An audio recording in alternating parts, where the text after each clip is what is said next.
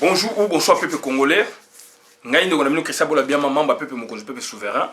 Na hier rapidement pour nous sa information oyo. Ba pesa nga na tongo puisque nazayo osama ka mususu bon na bifo donc sikoyo naza prêt ya koloba yango puisque na sisi moi musa na lo sala. Donc bande ko ngai to fungola misu.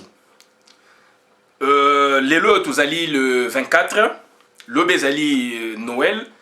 Le 30, Barbie élection à Congo. Et causala te point d'interrogation. Busso tozali batu ya principe et élection te. C'est-à-dire, il y a un jeu politique là-dessus. Ce qui élection malamu et salami na batu oyo biso to lingi neti Martin Fayulu azali wana oyo population dans son entièreté 90% et ba congolais ba lingi Martin Fayulu soka l'équipe biso to kondima yango wana to ndimi pe élection eza malamu. C'est un jeu politique. Ce que l'élection est mabe, toko telema, toko lembate, toko boycotter, makambu ebele, donc désobéissance au salama, donc toko boyelo kwana. Mais mabe nango siko ezalinde, ba imposer bino cohabitation. Donc bandeko nangai, le vrai problème est là. Tolobi lobi yango mingi, batu ba yoki bisote, donc bomoni bino bomoni que ba reporter ki ba élection pour nani. Ba pesi donc trois raisons, il y a procès verbaux et cocarité, il y a Ebola et puis insécurité na est ou na pays. Mais bande ko ngai. Donc un gouvernement, un état azali ko se plaindre na niveau communauté internationale na niveau na lolengwana, azali ko se plaindre na niveau ya ba partenaire, na niveau ya biso moko si na mboka. Donc c'est un gouvernement qui est appelé à démissionner, c'est un gouvernement d'aventuriers, ya ba contrebandier. Comment expliquer que ba procès verbaux et kokina nouté alors que bondima qui élection et puis ba pesibino niki allé à na Congo en octobre année passée ba yebisi bino et il faut élection salama na 2018 bondimi bovandi bo réfléchir bo tché date le 23 décembre mutu mo apexe bino datité o boko tchaboko tchango biso nous on s'entendait en juin. Donc, États-Unis, en 2018, le 23 décembre 2018, le lobo sengi ba report dans l'entretemps tozali batu to uti na ba ville ba koko na biso ba uti na ba village o to kitai na ngo lelo na ba collectivité na ba territoire na ba zone d'origine to kitai na ngo lelo tozali ba information na ba mboka na biso donc eloko moko ezali te ba matériel wana ezali te tisikoyo ndenge to ko ba boye matériel wana ezali te matériel wana ezali te na mbandaka matériel ezati na Bwende, matériel ezati na Mokoto, matériel ezati na Basankusu, matériel ezati na Bakongo, matériel ezati na Tchela, matériel ezati na donc partout na Congo, donc c'est à dire bandeko nangai, bandeko pe bandi pe ko sala ba vidéo bazali ko lobake na ba mboka songolo pakala ba matériel wana ekomati. Bolingi bo regrouper par rapport à quelques matériels to yebisa bino ba pesa bino moi symbole à quelques matériels. Une dizaine ou une vingtaine, il y a un bokei nango pona dobo poser dans quelques provinces, dans chef lieu ou quoi dans territoire au bino moni pona ke bo la kisake donc moi ba symbole les alliés. Et les loyo donc na ba katanga na ba pueto na ba boye tout ça toujours ba information matériel wana ikelevé. Donc boya ki dans sens à tricherie et bosuki. Ebola pona ko éradiquer Ebola donc il faut des fonds, il faut des moyens, il y a santé publique.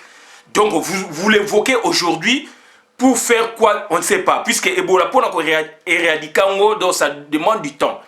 Est-ce que le lobby boko vendre sous cas Ebola pour évoquer ce qui boko reporte à l'élection? Donc donc ezali na fondement mogoté. Donc aussi ça Ebola d'ici au 30 décembre ezali impossible. Na ndenge bino bolobel biso. Donc c'est-à-dire donc Bolobi, 8000 machines à voler ou à voter et zikaki. Jamais totikali komona donc résidu, il y a machine totikali komona jamais enquête. Tu ba kita na terrain, inspecteur, gendarme ou policier, boé, corps wana donc scientifique donc to lo baneti je ne sais pas donc inspecteur judiciaire,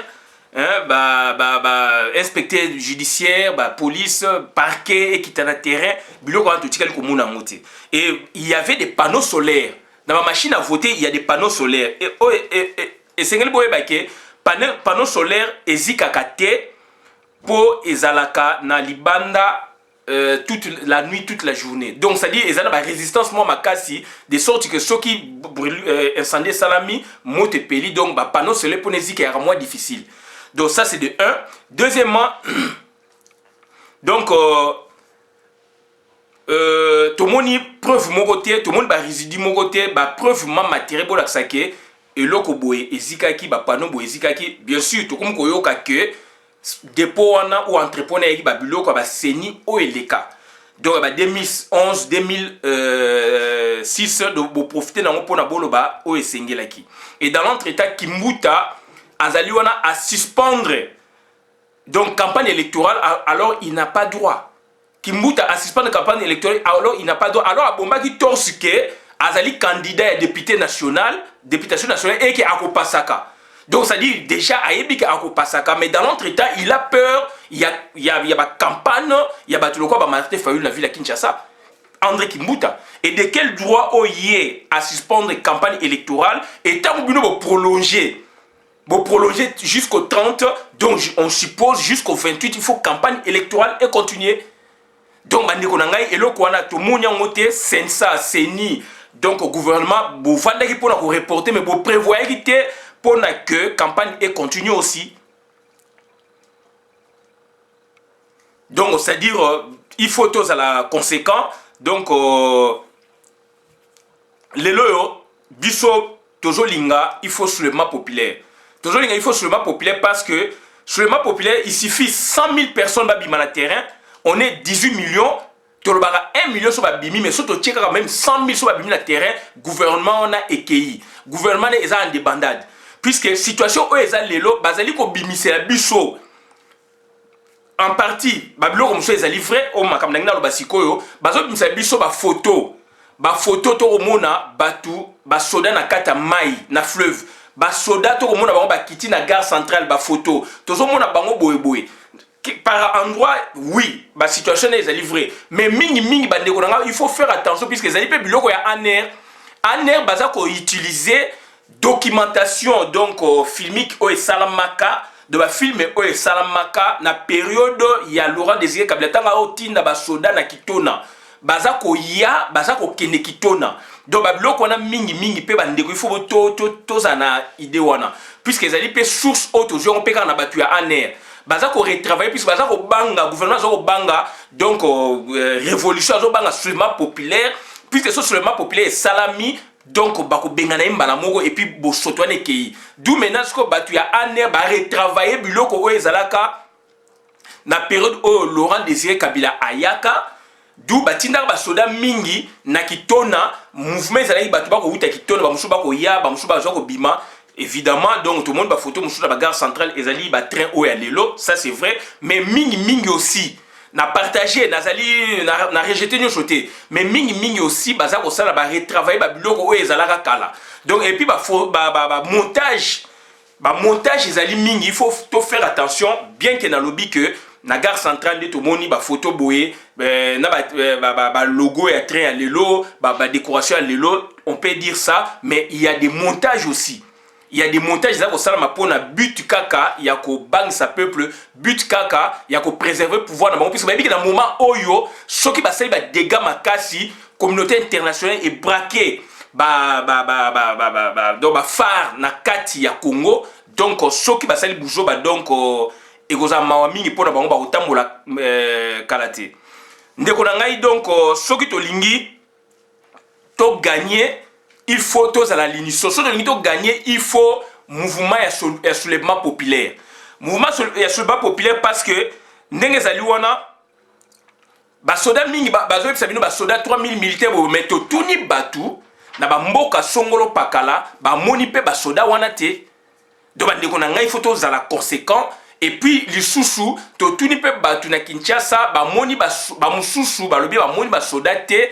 Bazalaki embarqué na bateau de Kinshasa ba kene Kisangani de Kinshasa ba kene boye donc ils allaient travailler au aner aussi à Sali yango toza ko yebisa pe bandeko na biso donc il suffit 100 000 personnes babima 1 million de personnes babima na moment oyo jusqu'au neto que les 30 pour na ke batuana ba kende puisque il suffit baboma bato basala désordre donc bakotambola et boye bake donc ambassadeur ya États-Unis d'Amérique siko a accréditation na ye aza sur le terrain et bato wana ba ambassadeur wana ye monsieur Peter Pham déjà bani ko sa ba réaction to yebisa ki bino donc dans la saga vidéo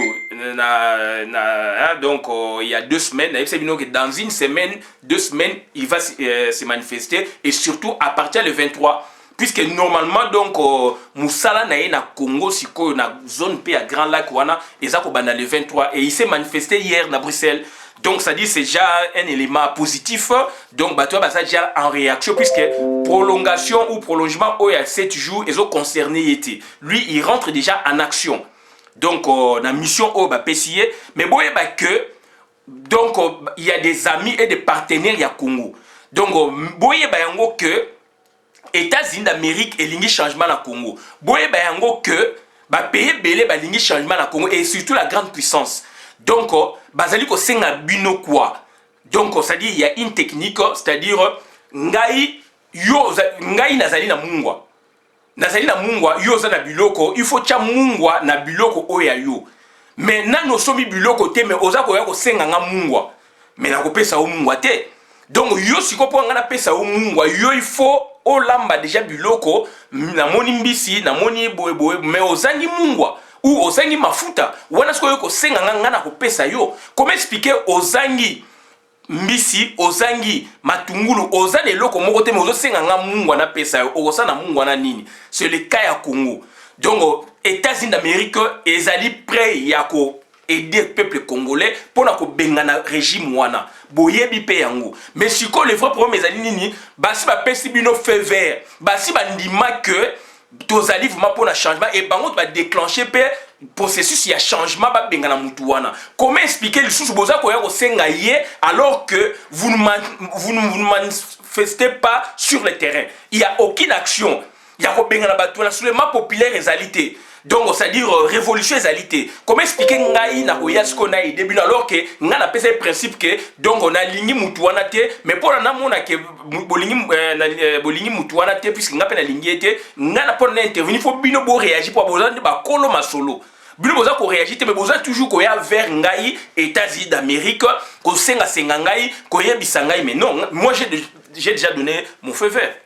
Donc na zana mungwa na yebisi bino ke yo zana olingola mabiloko okosenga nga mungwa soko somi biloko bambisi banini osa solution na yo mungwa ezangi yo puisque olia lemso biloko sa mungwa il faut ya ipana ngai nga na sina ndima na zana mungwa mais ce que yo siko osomi na loko te o réagir te mais ozosenga nga mungwa bandeko na ngai faut za quand même ba mikolo. Donc bandeko na ngai situation ezali wana e boyebi bien donc États-Unis elingi changement na Congo tournant décisif ezali donc ba moment historique ekotikalaka gravé na histoire ya mokili pi ya Congo. Hippolyte Kanambe azali na force monte koleka Saddam Hussein azala force monte koleka Mobutu Sese Okungweni wazabanga azala force monte koleka Kadhafi azala force monte koleka ex-président Égypte ba ka ezali belé donc asali ba scénario na ye pour ko retarder toujours ayebi quand est-ce qu'il agit. Accréditation ambassadeur États-Unis, ça fait 1 mois à boy ko accrédité, mais dans l'entretemps, azaye ko pesa bango espoir. Aboya ki totalement té. Na misu ya ngana yo ndeto mona ka boya za gangiti. Azaye ko pesa bango que il n'est pas encore prêt, il n'est pas encore prêt. Il est devenu prêt quand? Tant schéma na côté politique et à mon avis té simité maintenant et que il fallait prolongation pour la prolongation ça mais il faut États-Unis aussi appeler ça val. Yango moni prolongation une semaine, mais c'est déclenché. Peter Pham a banni qu'on réagit, d'où la situation est là. Mais aujourd'hui, nous venons vous informer quoi? Nous venons vous informer qu'il y a eu une réunion d'urgence hier, surtout bien d'urgence dans le sens que Kabili, Bazali donc coincé, moni Chadari Shema nae et Kosimbate Congolais alingi Chadarité. Partout na bas Congo, bravo, maman de bas Congo, Tumbi, tricot naie partout. Partout, quand il passe, on réclame combattant du peuple Martin Fayulu. Partout, quand Félix passe, on réclame le combattant du peuple Martin Fayulu.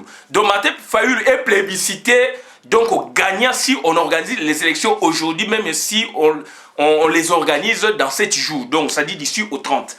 Le problème maintenant qui est là, c'est quoi? Hier, il y a eu une réunion entre, je précise, Félix Antoine Tshisekedi ou Tshilombo, selon les cas, directeur ya cabinet ya Kabila, Moulia Mousso Moulia Mouana, donc directeur cabinet Kabila, ouais, à n'importe quoi, na RFI, pour nous montrer que Chadar a gagné. C'est comme si on cautionnait déjà venir à Congo, qui mouta qui dit n'importe quoi, c'est comme si on cautionnait à venir à Congo, alors que l'élection est salamité. Donc ce sont des gens qui ne comprennent pas. Donc ça dit, lui, directeur cabinet à Kabila, Kabila Yemoko, Joseph Kabila, donc alias Kabila, donc son nom, vrai nom, donc Hippolyte Kanambe, Jeannette Kanambe était là, ambassadeur des États-Unis, ambassadeur de Belgique à Zalaïkouana. Donc, leur problème, c'est quoi maintenant? Donc, Monique Chadari a passé, d'où il faut promouvoir Félix Antoine Tshilombo. Information vraie, on a source de la présidence de la République à Bango. Toloba, tozana batu. Oh, y'a contredit Ngai Aloba. Donc, oh, y'a contredit Ngai, si ma mikomi balé, ma kamna lobi beaucoup mona. Donc, baouti ko la réunion lobby d'urgence. Tshilombo azalaki wana na Kanambe, na Jeannette Kanambe, na directeur ya cabinet ya Kanambe, na Zoé Kanambe azalaki wana. Non, Zoé azalaki te na nani ambassadeur ya Belgique na ya France. Ba yokani po na ba faire passer Tshilombo si ya élection donc président de la République. Puisque azali dauphin numéro 2. Donc azali dauphin numéro 2, il est coopté au au deuxième plan. Donc, c'est-à-dire, information, il y a lelo yangoana. Donc, yango toujours c'est la bande quoi la muka, il faut to la muka, il faut to la misuga. Donc, tozali wana, donc tozali na batu, ya ko remporter ce que l'élection salami, to éviter ceux qui va organiser l'élection, mais bakoki ko organiser pas l'élection de Babi les 30 pour faire passer Tshilombo cette fois-là. Donc, premièrement, il y a Chadari, deuxièmement, il y a Tshilombo. Et aujourd'hui, hier, aujourd'hui, on m'a donné l'info.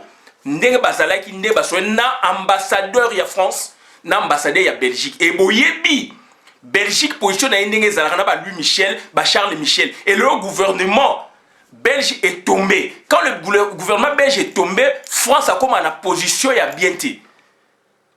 Je me répète. Congo na biso, Belgique na France, Bazali Bandeko. Donc le fait qu'aujourd'hui, le gouvernement belge est tombé, n'a expliqué Bino, c'est la CIA qui a fait ça. Et aujourd'hui, si donc, Américain Bazali, donc, na champ libre. Peter Pham accueilli sur place Kuna, il n'a pas d'interlocuteur belge. D'où bon la déclaration d'Abi Arosola, soit na l'Union européenne. Donc, ça dit, voilà, il n'a pas d'interlocuteur. En temps normal, c'est le gouvernement belge qui serait mise au premier plan pour parler avec l'interlocuteur. Il y a grand lac puisqu'il y a Kenena Kuna. Il y a moi hier pour donc divergence de vie na ba comme na point moko et tant il y a Kenya pour na et marché. Mais dans l'entretemps, le gouvernement belge donc ezali cadavre, réalité, il y a vide, il y a un hiatus. Ezali démissionnaire, il y a un hiatus. D'où bien que beaucoup de gens expédier ma affaire courante, mais États-Unis, il y a un vide puisque il y a un vide maintenant. Interlocuteur n'a pas comme peut-être Union européenne où tout le monde se retrouve là-bas. Et dans l'entretemps, États-Unis, comme na guerre, il y a Mickey, comme na moins conflit par rapport à Syrie. États-Unis abimisi Syrie, abimisi troupes na Syrie, Russie andimi yango, le lobby d'information, France a commis qu'on l'est là. France a commis qu'on l'est là, donc engagement, il faut qu'il y ait un ça c'est Macron qui parle. Donc c'est-à-dire, il y a guerre, donc c'est-à-dire, voilà la situation où les États-Unis et s'est retiré de la Syrie. Russie a mis position, il y a des guerres, c'est Syrie, bien que divergence aux ils allaient aussi à niveau Pentagone, à niveau, il y a États-Unis, on s'en fout, mais le président a décidé, il a créé la norme de retirer la troupe américaine. Russie a monnaie en normal, France a commis qu'on dans l'entretemps, Belgique a un problème, gouvernement est tombé. Donc États-Unis, donc Azali ce qu'on a champ libre pour agir na Congo. Donc le temps que le gouvernement belge se réorganise, il y a un retard. D'où il y a un que Peter Pham déjà donc au-delà le 23, donc aujourd'hui le 24, il est opérationnel. Il est opérationnel avec sa mission. Donc voilà. Et puis dans l'entretemps, donc situation Congo auto présenté bien les ali bongo yango omoni réunion uti ko salama Belgique azana kati, France ambassadeur à Belgique azana kati, France azana kati. Leur problème c'est quoi? C'est préserver donc ba intérêt na bango na kati ya Congo. Puisque États-Unis azako ya na plan na auto bengipe donc messianisme américain, azako ya nango donc il va briser tout. Et il est donc ils sont maintenant seuls maîtres pour agir sur le Congo.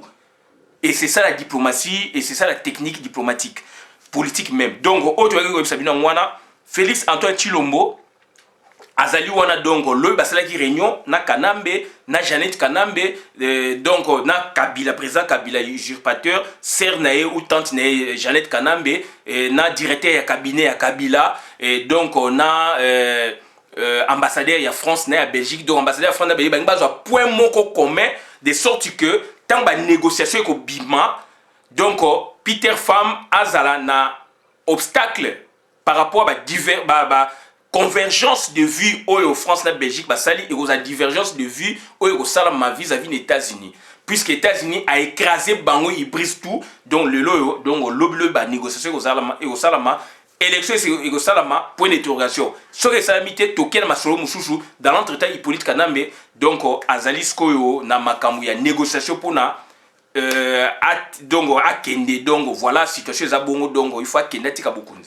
On a également sabina ngwana suki abola na vidéo malam na kota communauté ngai Christian Bola bien mamba peuple mokozi peuple souverain na seng na bino bolingo boto eto na kat na bino merci bola na vidéo quand même na bokebi penza bo ça ba recherche mais oyo na yebisi bino yango wana États-Unis ali prêt de nous soutenir bazana mungwa biso il faut to somba biloko to laksaki to ngito lamba biloko et que mungu ezangi biso et que mafuta ezangi biso to koyepa na bango boni boni toza ko somba te mais toza ko ya ko senga bango mungwa boni boni toza ko réagir te toza peuple moko dongo 18 millions na kata capitale ben institution ya mboka na kata capitale soto descendre ne serait-ce que 100 000 totamboli donc ba ko déranger mutu moko te ba biloko ba sala ba photo wana mususu ezali vrai mususu ezali ba photoshop o ya kala ya période ya musée Laurent des Kabe baza ko zong sango donc pour na ko effrayer peuple puisque bazali ya ko banga bazali ko banga d'où toza ko senga sur le map populaire dans l'entretemps la muka il faut que la muka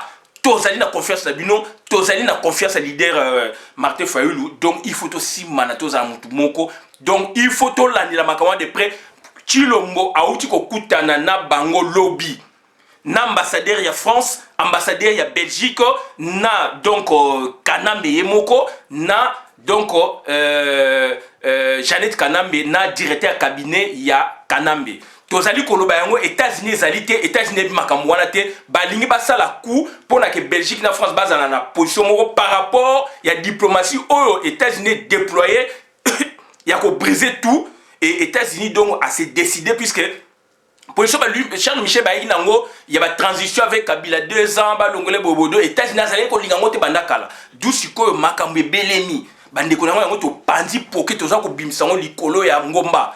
Merci pour la vidéo madame Bokamana compte communauté merci Christian Bola bien membre peuple mokozi peuple souverain merci.